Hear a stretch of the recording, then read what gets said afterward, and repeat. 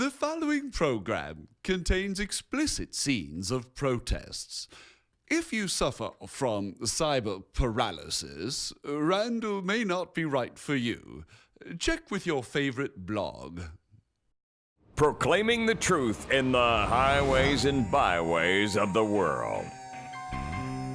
Fighting for justice in the dark alleys of politics. Raising the voice of resistance to a fevered pitch. Man enough to walk his cat. Randall Terry. Welcome, ladies and gentlemen. I guess I have to suspend my vacation in cyberspace and come back to reality. What a bummer. All right, the Hagel nomination continues to heat up. We're going to talk about that today. We're going to continue our discussion about the value and the history and the fraudulent use of petitions. Remember, I do this program to help recruit, train, and mobilize you. I know that it's fun being a couch potato, but don't you ever get tired of being in the oven?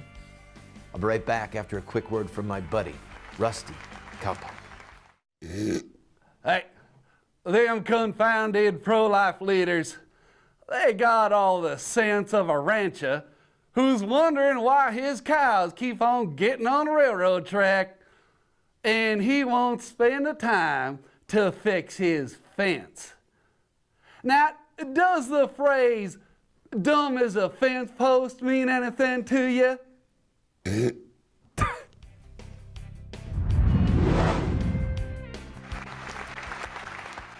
Welcome to the program, friend. Former Senator Chuck Hagel, Republican from Nebraska. He is President Obama's nominee for the Secretary of Defense. He has had a lot of statements, refusals, ideas over the past years that have made him very questionable to supporters of the nation of Israel.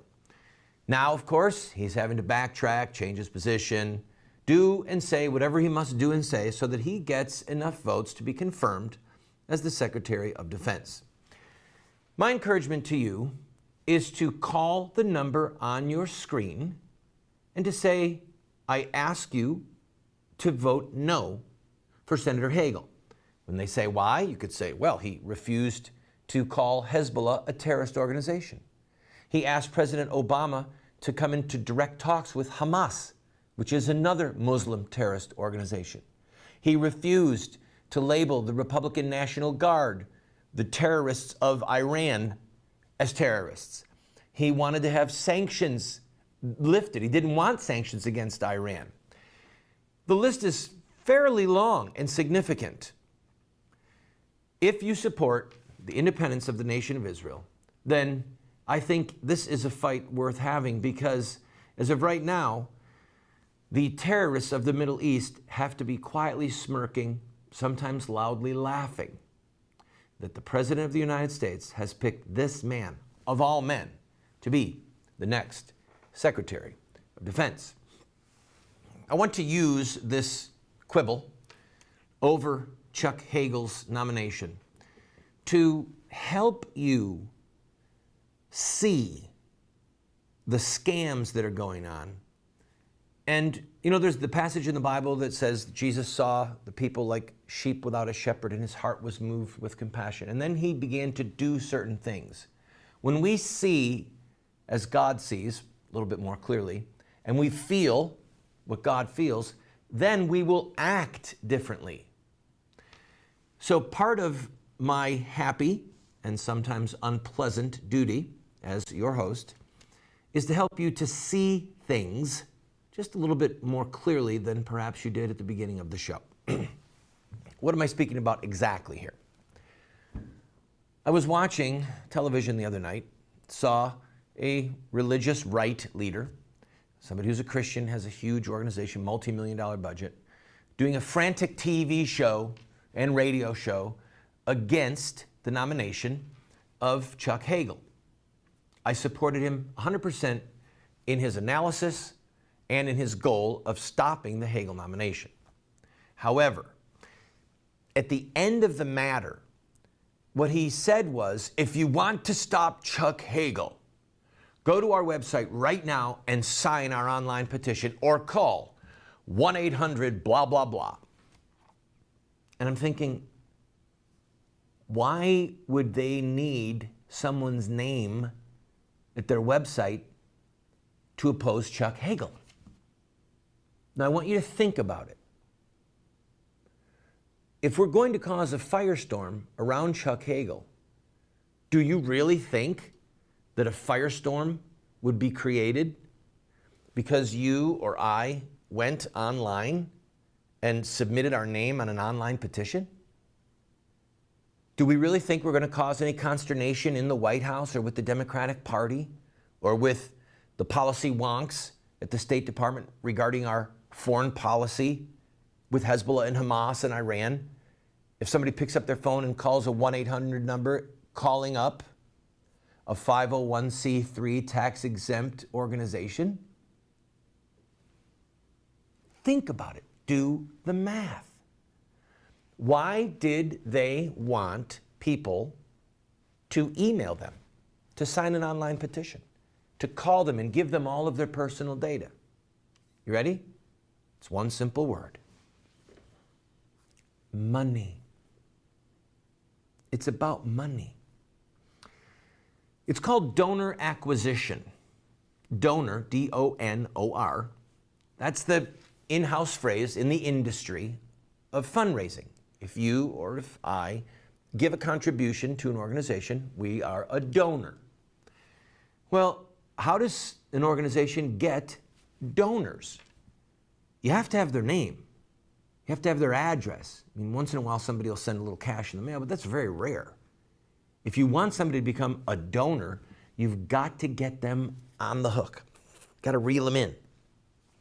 To do that, you need the ability to contact them, whether by phone, by email, by US mail, or perhaps even in person. And so this dear soul was using the Chuck Hagel nomination for donor acquisition. Plain and simple. Now, when we come back from this break, I'm going to talk to you about the difference between living in the cyber ghetto, living in cyberspace, and living in the real world where you can make a true difference, where you can cease being a feather that pads someone else's pillow, and you can be a sledgehammer in the hand of God and angels to pursue and fight for justice. Sometimes even Randall is wrong. For example, he said, if you put the Statue of Liberty in New York Harbor, it's going to become a magnet for immigrants from around the world.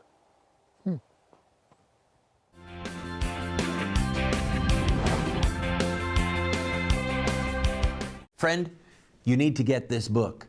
We Won't Get Fooled Again. Listen to this. I came to the conclusion that most folks were left over from the Reagan era who were no longer warriors, but are now either too old or unhealthy and had compromised and become comfortable with the Republican establishment.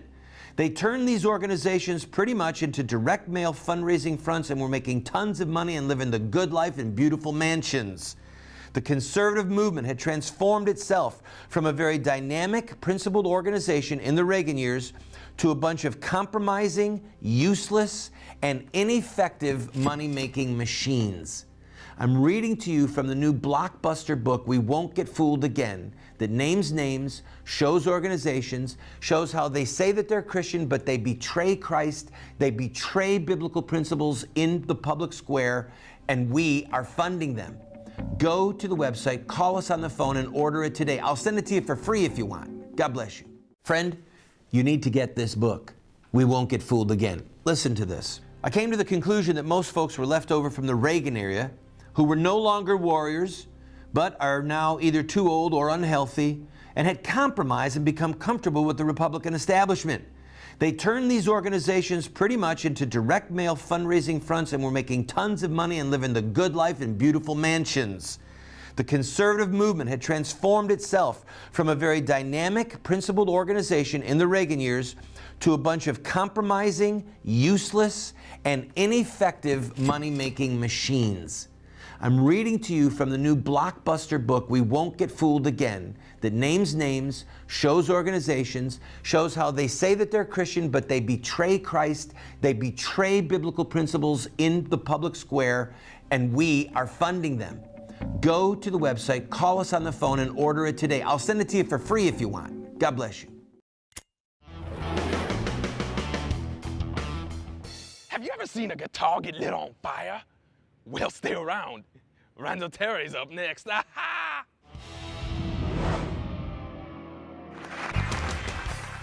Welcome back to the program, friend. The phone number at the bottom of your screen is the number for Capitol Hill. You have 2 senators from your state. Even if you don't know who they are, you can call that number. The Capitol Hill switchboard will tell you who your senators are. Put a call into both of them and say that you oppose the Hagel nomination. Now, to continue with our discussion about petitions, their honorable history and their fraudulent use, let me point a couple things out. The other night, as I said, I was watching this show, and by the time it was over, they probably had 100,000 people who either called or emailed. 100,000 people. Now, if those 100,000 people each called their U.S. senators, that would be 2,000 calls per office. Now, just stop and think of the phone ringing in your home 2,000 times over a 2-day span. That's going to get your attention. But instead of really mobilizing people, they went for the tawdry. Call us up to sign our petition over the phone. Go online and give us your name for an online petition. That doesn't make anyone uncomfortable. That doesn't hold anyone accountable. I want you to know, I am thrilled that the internet was developed because it is a tool, a resource for knowledge, for information, for data, for news. It helped break the back of the stranglehold of the Washington, D.C., New York City corridor of ABC, CBS, NBC, the New York Times, and the Washington Post. Those 5 media sources had become almost tools of propaganda for the left. So I'm thrilled with the advent of talk radio, independent television stations like this, and the internet. But there's been a very high price to pay for the increase of this type of information, in that good people who could use the internet and television and talk radio as tools to become better equipped to fight have instead been told that they have fought the fight when they made a phone call to an 800 number or when they signed an online petition. In other words, there are good people, perhaps you, perhaps me at points, that have believed that we have discharged our duty, that we've done all that we could do in any given fight because we signed an online petition or because we made a phone call to an 800 number and made a contribution to some group saying, give us your money and we'll fight this fight for you. No. It's a fundraising scam, and it has no impact that is felt in Washington, D.C. I'm going to give you a little illustration, and I want to ask your forgiveness if it sounds like I'm tooting our horn collectively. We're a group of warriors, okay? That is who we are. This television show is made possible by a group of people that live and work together in community, where we stand for Christ, we stand against child killing, we stand for marriage between a man and a woman, we stand against Islamic terrorism and the threat of Sharia law, and a whole host of other things. When Boehner in 2010 became Speaker of the House, within 3 days, we put together a petition, all right? I think we had 130, 140 people sign it. Basically, it showed John Boehner, here's what you've said in the past about child killing. Here's what you've said about Planned Parenthood. We got the petition together very quickly after the election. Boehner was obviously going to become the speaker. And we went to his office. Okay, that's number one. We actually went to D.C. to Boehner's office. We then met with his chief of staff. And we presented him the petition. There was 10 of us in the room. And we told the chief of staff, tell Mr. Boehner, we expect him to defund Planned Parenthood. If he does not defund Planned Parenthood, we will treat him as an adversary and we will run a candidate against him in the primary in the next election cycle. Well, I'm sure that you're familiar with the history that Mr. Boehner, in fact, did betray us. He did betray the babies. He did betray God. He did betray his word. And he restored funding to Planned Parenthood. Caved in before Obama and Biden like a house of pathetic cards. We were good to our word. We held a protest at Boehner's office. Probably 6 or 8 people were arrested for peacefully sitting in outside of his door. Police everywhere, national news coverage. And then, again, true to our word, David Lewis, the prince of a young man, ran against Boehner in a primary in the greater Cincinnati area and got, if my memory is correct, 16% of the vote, showing ads saying, John Boehner, you betrayed the babies, showing aborted babies on TV and holding Boehner accountable. This race got national news coverage, enormous local coverage, and showed that there were still people who would actually take the fight to Boehner, take the fight where it mattered. We never asked anyone to sign a cyber petition. We never gave anyone the sense that if you'll just call our 800 number and make a contribution to us, you've done your job. No. We've got to get out of cyberspace, out of the cyber ghetto, and into the battle. Now, granted, David didn't win, but he still caused a stir, and he held up a standard, a banner of righteousness in this fight.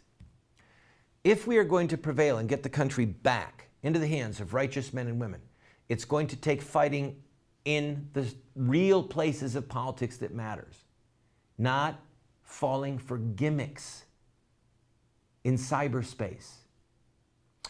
When we come back, I'm going to talk to you a little bit about what it means to be in the church militant and give you another little vignette that I think you'll be happy. And again, this is to help you to begin to discern, to begin to see, so that we don't get fooled again. Submit to Muhammad. Friend, you need to get this book. We won't get fooled again. Listen to this. I came to the conclusion that most folks were left over from the Reagan era who were no longer warriors, but are now either too old or unhealthy and had compromised and become comfortable with the Republican establishment. They turned these organizations pretty much into direct mail fundraising fronts and were making tons of money and living the good life in beautiful mansions. The conservative movement had transformed itself from a very dynamic, principled organization in the Reagan years to a bunch of compromising, useless, and ineffective money-making machines. I'm reading to you from the new blockbuster book, We Won't Get Fooled Again, that names names, shows organizations, shows how they say that they're Christian, but they betray Christ, they betray biblical principles in the public square, and we are funding them. Go to the website, call us on the phone, and order it today. I'll send it to you for free if you want. God bless you. If we are together, nothing is impossible.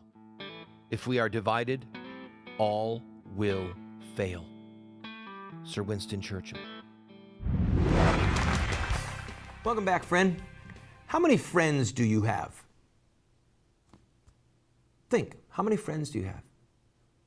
Well, I'm on Facebook. I have 2,172 friends. Really? How many of those friends would feed you if you were hungry? How many of them, God forbid that you should die and you had small children, how many of them would adopt your children and raise them for Christ? How many of them would lay down their life for you, literally die for you? After all, Jesus said, greater love has no man than this, than he would lay down his life for his friends. There's a great British definition of friendship that I love. A friend is someone who walks into the room when the rest of the world is walking out. The reason I bring that up is because there has been such a degradation of the language regarding petitions, regarding what it means to fight, that the words that we are using, like friends, they don't mean anything anymore. Okay, so 2,000 people clicked the button on Facebook, then they like the same thing that you like, a coupon at Target, or some video, and they friended you. Well, they're not friends, and they would unfriend you just as quickly if you said something about politics that they didn't like. They're not friends. Likewise, when it comes to the definition of the term the church militant, what that means is we're the church, the body of Christ. Militant means we are at war. All right? We're at war with the world, the flesh, and the devil. We are trying to be like Christ, who went about doing good, who healed and helped those that were oppressed of the devil. Okay? We are rebuilding, if we're really part of the church militant, that is, we're rebuilding the waste places. So when I challenge people to stop with these tawdry gimmicks and fundraising, part of what we're after is this. Our group here, we are fighters. And if all I did was collect money from you so that we could fight battles, I would be doing you a disservice. When I come by you, I'm tapping you on the shoulder saying, you want to join us? You want in on some real action? You want to do and say things that will have impact in time and be remembered in eternity? Then join us in the battle. Come on, get out of your chair. When you're done watching this show, get out of your chair and join us in the fight. I'll be right back, talking about Jesus and what his mission was. And if we want to be like him, what we need to do.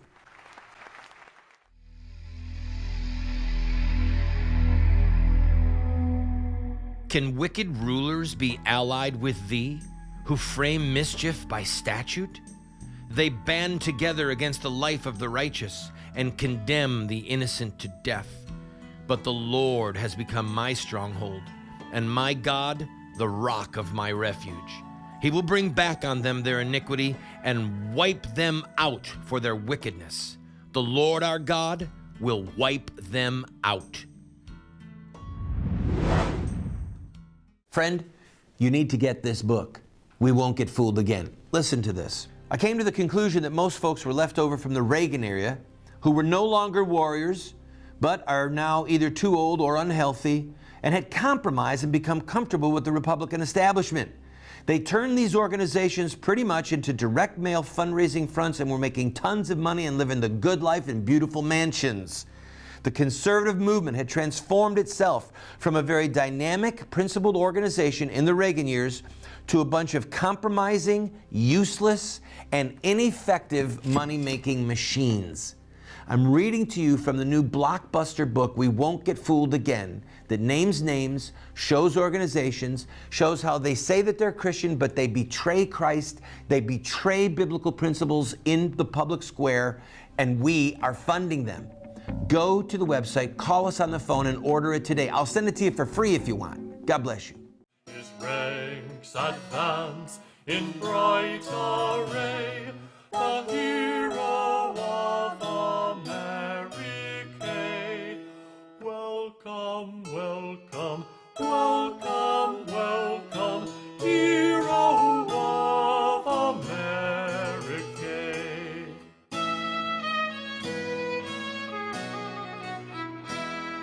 He comes, 'tis mighty Washington. Welcome back, friend. The Bible says the reason the Son of God appeared was to destroy the works of the devil. Think about that.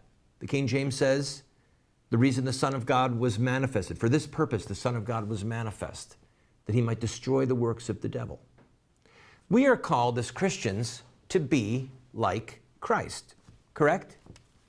Well, that means that we should be devil's works destroyers. Now, what are the works of the devil? Well, Jesus said that he was a murderer from the beginning. Jesus said he was a liar. Jesus said that the thief comes to steal, to kill, and to destroy. So we know for sure that the works of the devil include stealing, killing, and destroying that which is true and just. Well, do I have to point out the obvious? If they're killing unborn babies and we need and want to be like Christ, then that means we need to oppose in practical ways the killing of the innocent. And when we see the devil trying to destroy the institution, the covenant of marriage, we need to fight in ways that matter the destruction of the family, of marriage. When we see stealing, thou shalt not steal, when we see the colossal theft involved with socialism and communism, if we're going to be like Jesus and we're going to destroy the works of the devil, then we need to oppose these things with manly valor, with forethought, without compromise, without fear. And by the way, if you are afraid, do it anyway. Courage is not the absence of fear. Courage is doing what's right in spite of your fears. So, if we're going to be like Christ, we need to fight to destroy the works of the devil in the areas where the devil is actually attacking. And I can tell you this, signing a petition in cyberspace ain't that.